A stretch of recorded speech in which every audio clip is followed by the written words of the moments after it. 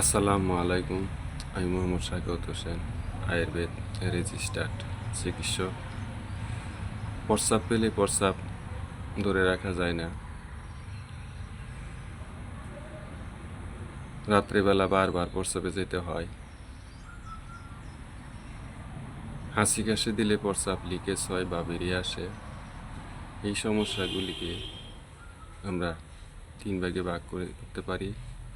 1 নম্বর urging continence, অর্থাৎ হঠাৎ করে প্রস্রাবের বেগ আসা। আমরা নর্মালি কাজকর্ম করে থাকি, চলাফেরা করে থাকি।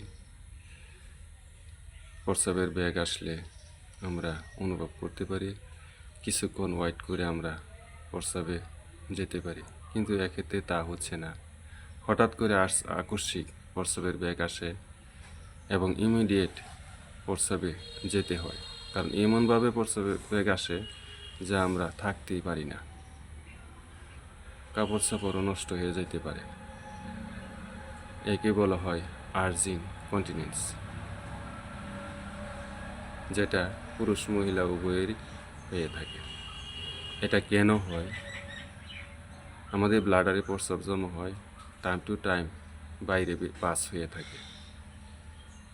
সেই ব্লাডারে একটি মাসুল থাকে যাকে বলা হয় ডেট্টাসুল মাসুল।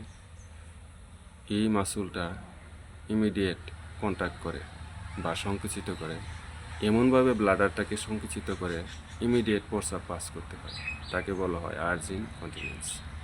2 নম্বরে স্টেজ ইনকন্টিনেন্স।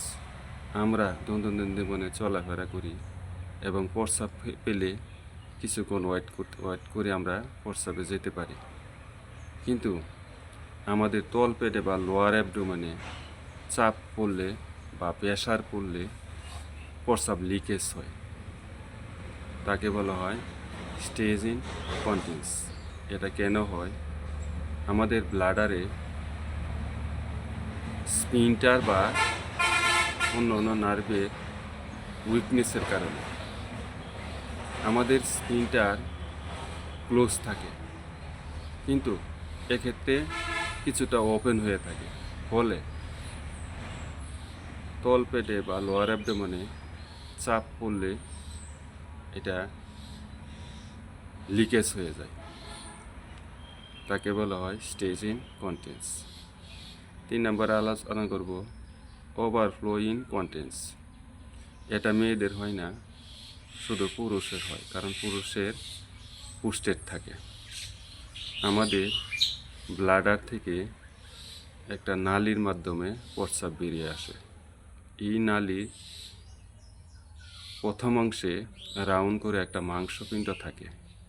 এই মাংসপিণ্ডটাকে বলা হয় পুস্টেট। এই পুস্টেটের মধ্যে দিয়েই প্রস্রাবের নালীটা আসে। ফলে পুস্টেট যখন বড় হয় তখন এই নালীটা চেপে যায়, ফলে প্রস্রাব আসতে পারে না।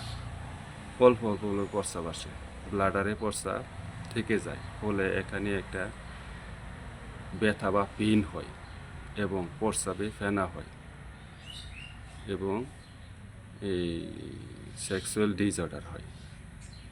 তাকেই বলা হয় ওভারফ্লো ইনকন্টিনেন্স।